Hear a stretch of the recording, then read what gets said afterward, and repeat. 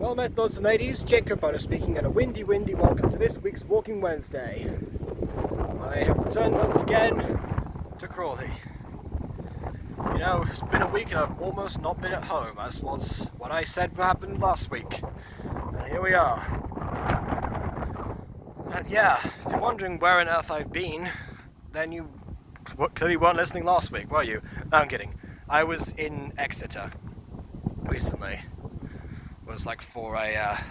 It's because the matter confused a lot of people, because I said that I was at Exeter University, which, for the record, is not the place that I study. I still have about actually no, maybe more than a month actually before I go back, because we're supposed to be starting at the end of September. So, yeah, who knows? But, yeah, basically I do not study there. And I was not there to study. I was there because they opened up the halls that they use for some sort of hybrid B&B-esque thing. I don't know. And so my parents booked a couple of rooms, one for themselves and one for me, so that we could spend a few days away and sort of test the area to see, I mean, what was going on, pretty much. Not much. Exeter was way smaller than I thought it was going to be, and unlike most small towns where it's like, oh yeah, you've got everything here so easily, you're so easily walked everywhere. It's like, nah, not be too many places. So yeah, the first few days were just us, I guess, walking around, not really very exciting at all. Other than the meetups that we did, because we actually met up with some of my dad's work friends, some of whom also happen to be our old neighbours from Spain. Like our next door neighbours, they lived next to us in Madrid when we lived there. Because that was quite something. That was quite the coincidence. When not now. It was a coincidence earlier on when it turns out that one of them worked at the same university as my dad, and now they both do as well. I think they both got transferred around the same time. I could be wrong, because yeah, that university had some pretty poor management, and apparently so does this one, but maybe slightly less so. I don't know. We'll find out, because there was quite a few people that got complaints there. Of course, I'm not going to name names, even though one name is tempting, and if you were there with me at the time, you'll know which name is tempting for me to mention, and why it's tempting. It's not what anyone else is thinking, by the way. Not like I have a personal grudge against this person I've never met. Anyway, that's neither here nor there. It was interesting, because yeah, for two nights in a row, basically, we were up late.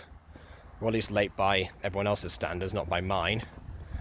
And we were also awake early the morning before, because, you know, that's the time my parents have to get up and they don't have other calls and stuff they promised to do. You know, I want to spend time with my own friends as well as with theirs. So ultimately that meant that I was shattered all the time, pretty much, from when we were there. So yeah, again, still very enjoyable, but on one hand I was like, okay, I am definitely going to regret this in the morning. And I did. So ultimately, by pure fate, I ended up rejecting the opportunity to hang out with both sets of I guess, well, I was going to say uni friends, that could be interpreted the other way. But anyway, both couples that we were hanging out with. Because I didn't realise that I wasn't going to get the chance to see them before we left. So what happened was, one morning I was like, okay, well, you know, we're meeting up with these two. Do you want to come out again, you know, for a different walk or something? It's like, I'm done walking, it's too early. Wake me up and we're going to go to the swimming pool. Which they did. Because yeah, Exeter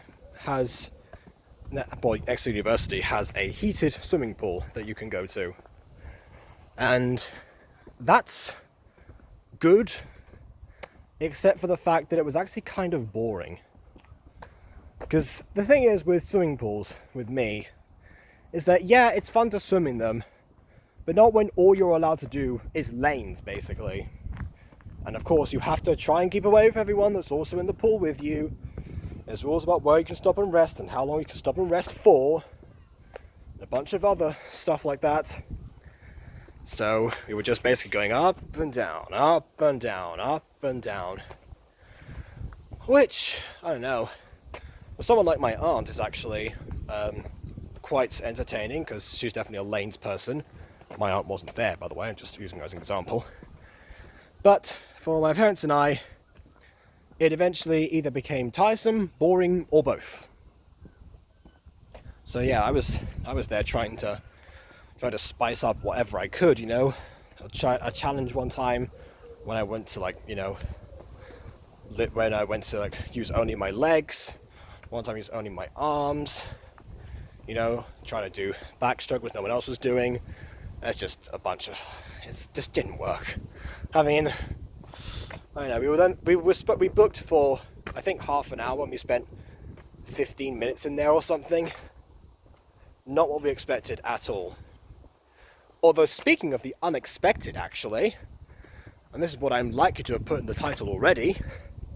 While we were on our way back, this was pretty sure it was only the day before yesterday. So it was Monday that this happened.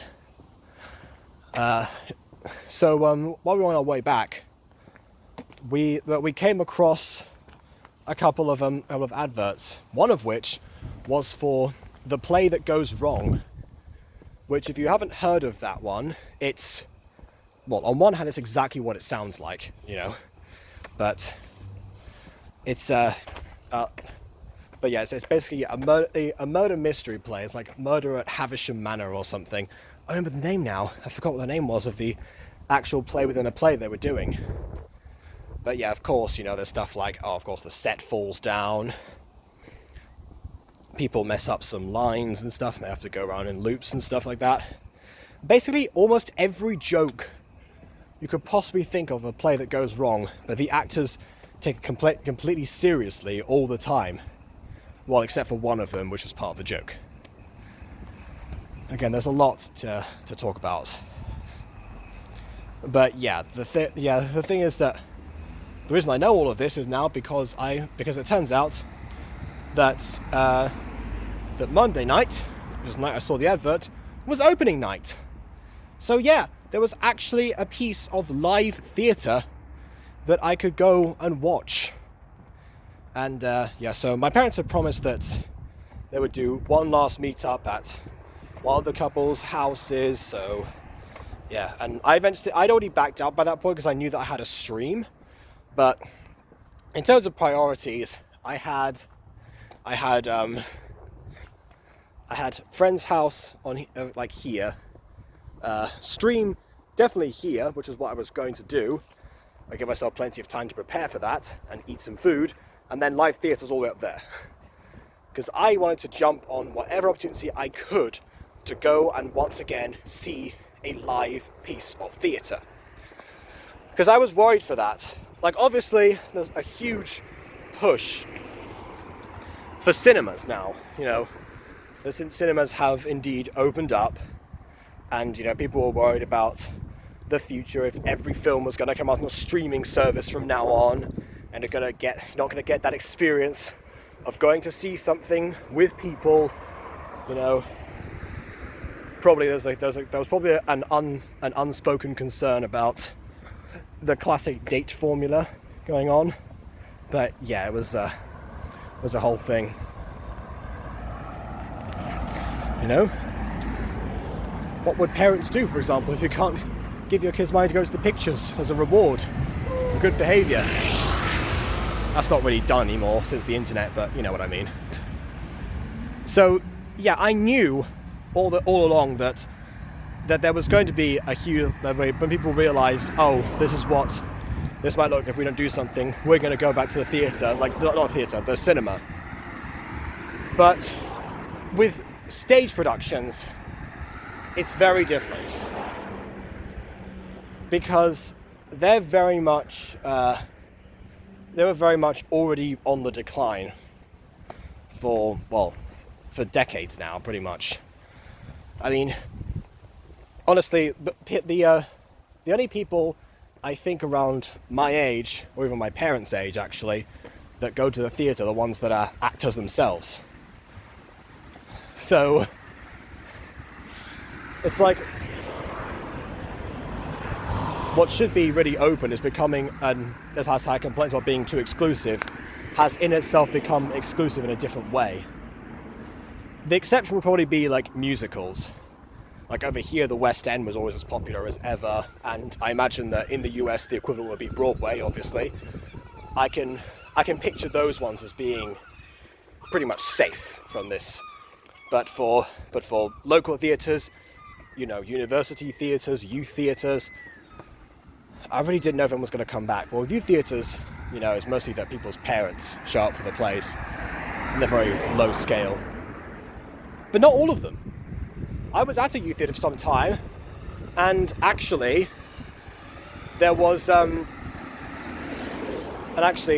they had quite a big appeal, because they were associated with a very well reputed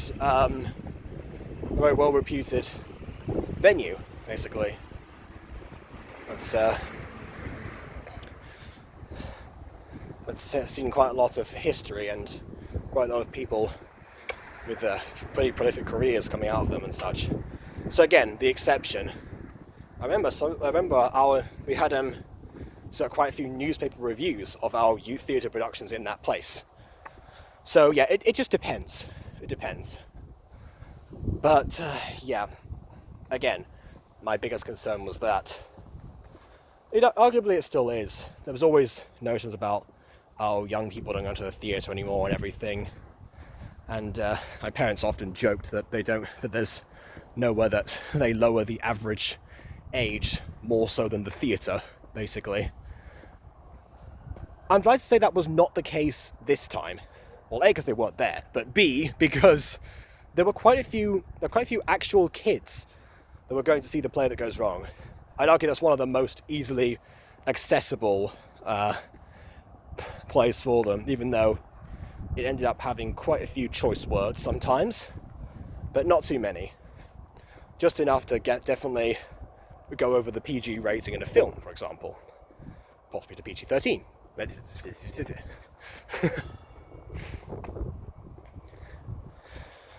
But yeah, it's just one of those things.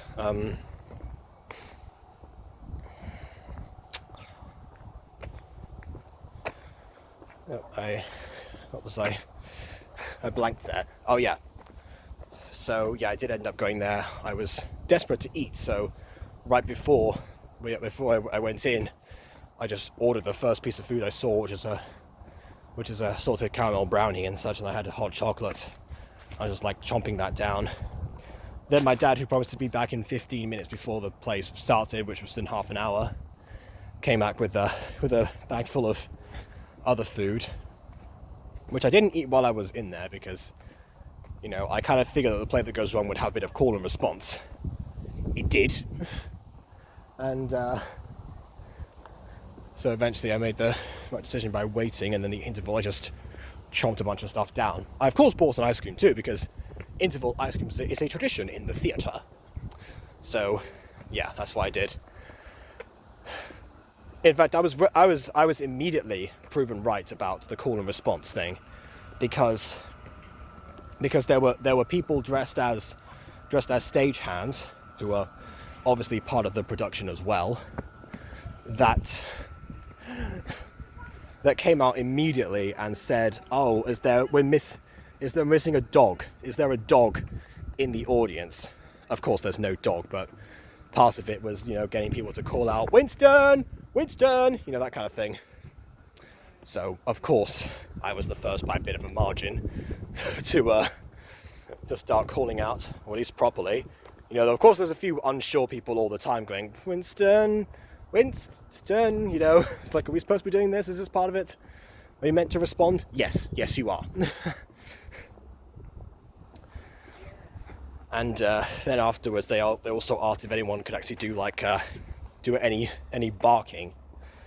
You know, they could have a replacement Winston for example. So what happened is there are a few people, especially the kids, going with like, oh, I'll do it. You know, guess who was one of the adults that did that? So yeah, we had a few people going woof woof, that kind of thing. And then I have to thank the older sister of a friend of mine from primary school, who was quite well known for doing a pretty good, at least puppy impression. So immediately when they call on me, I start going "Ruff, ruff, ruff," like that. So that happened, and then they said, "Oh wow, you sound exactly like Winston." So I actually went, "I'm gonna take that permission. I'm gonna save it for later." So yeah, Winston supposedly didn't actually appear until Act 2. So one of the characters ends up getting murdered before the interval happens, and then he comes out later dressed as the gardener, who's a different character, and then he has like it's like a leash with no dog attached to it. So it's like, well, I was just outside with Winston. Because the whole thing is that they're saying all of their lines as they appear, unless one of them messes it up. Because there's one time that someone like jumped early on a cue or something, and they just had to keep it going as well as possible. And then there's another time when someone looped a bunch of lines to loop the same line again before they could remember it. But some people just forgot the lines and they had to get a prompt, basically. Again, all in character. But yeah, this situation was like, well, it's one of those things where they have to try and incorporate what they're saying, what the actual line is supposed to be, and then just make a funny reaction so people know what is missing, basically, or what went wrong in the play that goes wrong naturally. And from that point onwards, you know, well, immediately when they said with Winston and looked down, I knew it was my time to shine. So of course they went with Winston, you know, leave a second for everyone laughing, and then again. So yeah, wow, I'm talking about dogs on Walking Wednesday, and I'm actually succeeding this time, and nothing bad has happened. I've jinxed it now, but you know, it's been a good 17 minutes. I think that's pretty good. So yeah, and then the guy who's the only one who was like probably not in the audience, apart from one time when the guy playing the director and the inspector also had a meltdown in front of people. Yeah, no, he nodded to me and stuff. You know, I got a laugh too. So yeah, I felt like I was part of the production, which was great. All the best live theatre, I think, should somehow incorporate the audience. I think at least. You know, there's many people that talk about the rise of naturalism and everything, and yes, it's had a huge impact, and arguably it's underrated how much the system, Stanislavski, not the method, as people confuse it for, has aided the world of the screen to be taken much more seriously, and the stage as well. But yeah, there's just something that you're missing out with the opportunity to do something live and get people involved. You know, I feel like, again, if you're, you know, even if I'm doing something like a YouTube premiere, I always try and like talk to the audience as they're in there or something like that. Maybe ask them a few questions or something, just to get either conversation flowing or to make them feel involved. Because yeah, you know, if you're going to share your art, you might as well let people in on it, I think. So yeah, that's one of the beauties of having an interactive medium. We know the play that goes wrong took advantage of that, even if it was just the serious director having a complete meltdown in front of the audience as they were laughing at something that wasn't supposed to happen. Which actually, weird, because I didn't get called out for for barking, maybe because they didn't recognize where it was coming from exactly. But also, there was one kid who, when one of the props was missing, because one guy like leant down on a Shenlong, and he actually like he jabbed himself with this book, or this ledger actually, and he puts it under the chair. So by the time that the inspector, who's again played by a director, has to get it, he actually looks around like all 4 cushions of the Shenlong, and then he gets up and he's like screaming, he's like, "Oh look, a ledger, like go all up." And then he gets up, he tries to scream into the wings, "A ledger, you know, that kind of thing. So he does that, and then somebody, without wasting any, like in the perfect moment, perfectly timed, especially for a child, goes, "It's behind you!" And the look on the guy's face, he turns with a look of abject shock that I have not seen since one of my friends in secondary school.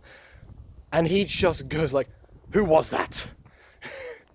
And that was it. From that point, it was like, okay, you know, why are you all laughing? That thing, he's 6, he doesn't know any better. What's your excuse? That kind of thing. You are a terrible, terrible audience, etc. I was like, I can just wait here. You can all stop laughing. You have 1 minute's silence before we carry on the play. Your money's already ours. Guess you don't want to see the rest of it. Of course, no one actually calms down enough, because we all know it's still part of the play, this whole routine. So, again, not really much. Oh, wow. Look at that. I went round in several places, and guess where I am? I'm at the entrance to Tilgate Park. I went to Tilgate again, without even meaning to. Let's head up to Tilgate. So, that was fun. But yeah, that's... So all in all, it was really fun. I feel like that I couldn't have wished for a better reintroduction to live theatre than that. They didn't even tell me off for taking in the bag of food and drink that my dad gave me. So, yeah. Then, of course, I had to immediately run back because I was almost an hour late to my stream. And because yeah, I hadn't streamed for 8 days at that point, mind you. Because for some reason, Love Her Paradise got a huge gap in between uploads at that point, and I don't know why.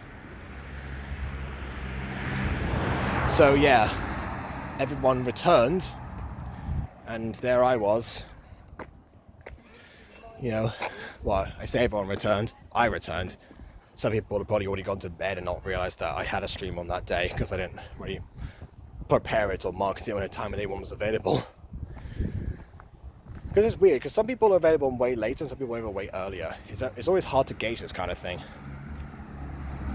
9:15 may not even actually be my peak time. I might have just imagined that or something. I don't know. It's just one of those things. But yeah, then eventually I did that as per normal, and that was it. I'm about to wrap up, I think. I haven't really talked about anything YouTube related this week, but again, that's because nothing much happened. I was so tired every day in Exeter that all I did was basically call people, watch some bits of anime with them, and that was it. I barely even edited the Fallen Angels scene that I promised Aiden, and he's trying to push for at least having the video done by, or available by the weekend, so I can then score it. And don't get me started on Alpha Witch Academy or anything. Weirdly enough, the Music Girl, I have been collecting lines for that. People have been sending them in. I think I've only got a few left, actually. Fittingly enough, they're the main characters, but that's beside the point. It's always weird when the most diligent voice actors end up having them at their smallest roles. I don't know why that always happens. But yeah. I don't know. I want to get back into the swing of things, and I've got plenty of backed up videos already that I recorded a long time ago. Like the huge crossover with Blackjack well, the crossovers, actually, that were taking forever. We had other plans to roast Alpha Witch 2 and get more people invested in that. So yeah, plenty to do, actually. So you know what? I shan't go to Tilgate today. I got to the entrance, but I'm going to return right now. So while I head back, I just remember, if you have if you have a piece of live theatre you can go and watch, go watch it. You know, it's making a return. Please do try and support it, because it's already in huge danger of never coming back, much more so than cinema. Although if you want to catch a movie, obviously be my guest. Yeah. But yeah, at the end of that play, they all did actually say, "Thank you for coming to support live theatre." They all came out of their characters without it was weird to hear them without their heightened voices doing all of this, etc. I'm Thomas Cullimore and stuff like that. You know, basically. The guy obviously sounded completely normal. There was even one guy that reminded me of my brother, and he was one of the stagehands. I feel like everything that he would have done is something that my brother would have done in that same situation. Except maybe actually come out and, when one of the actresses gets knocked out, and even the replacement gets knocked out, immediately have to be handed a script and be given the only woman part in the entire play. She's just there saying, but Thomas, I am such a beautiful woman. You know, that kind of thing. Again, I feel like that would have been too much for my brother, but you know, still, other than that, he really was the, not even just the spitting image of him, except for with dreads, and possibly taller, but also just his reactions were really on point. And to be fair, I've met a bunch of stagehands who are like that, honestly. They don't really seem to enjoy their job, especially when it goes wrong. I do wonder that sometimes. Oh well. Things to wonder for later. For now, I think I'm going to sign off. And so, of course, thank you for joining me on this great expedition. This Walking Wednesday has not gone wrong today, weirdly enough, considering the subject material. So I, Jacob Butter, the director, will sign off now. Please leave a like or dislike, because your opinion is of most importance to me. Utmost importance, even. Oh, speaking of that, actually, again, there's another guy who actually, one of my favourite things is he reminded me of a lot of my voice actors with pronouncing words. Sorry, I was going to sign off, but I've got something else to say now. He was the guy who played Perkins the butler, and he had some of his lines written down, and he would always pronounce them wrong. Like, for example, he'd say, "Oh, what's that smell? Kyanite." And then one guy next to him, "That's right, cyanide." There were so many other examples, like this is ominous or something like that, I don't know. It just cracked me up because, you know, I write those kind of lines too, and they all just always seem to stump people even when I don't think they're going to. I don't know. Anyway, okay, back to me, yes. Please leave a like or dislike, because your opinion is of utmost importance to me. I do truly value all the wonderful members of the audience. And remember to subscribe if you want more stuff like this, possibly more on the YouTube side of updates, and without this ridiculous voice going on ahead all the time. But for now, let us close down and say, remember, on that note, until next time, fare thee well, dear audience. I didn't press the button. Whoopsie.